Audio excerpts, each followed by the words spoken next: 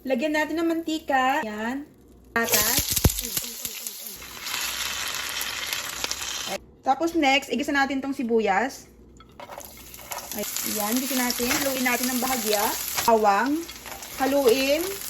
Ginger or luya. Ayan. Ayan, haluin. Ayan, ilagay na natin yung chicken natin. Takpan. Natin itong gata. Water. Curry powder. Lagyan natin ng asin. Lagyan din ng paminta. Lagyan na rin ang green bell pepper, tapos yung red bell pepper and patatas. So, ayan mga kabeshi, luto na po yung ating chicken curry. Ayan po, mukhang masarap. Napakabango pa. Sana pang hinihintay nyo? Tikiman time! Ayan o, bango.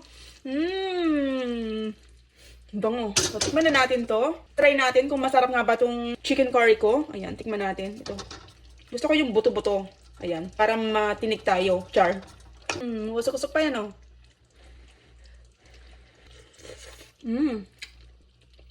Sarap.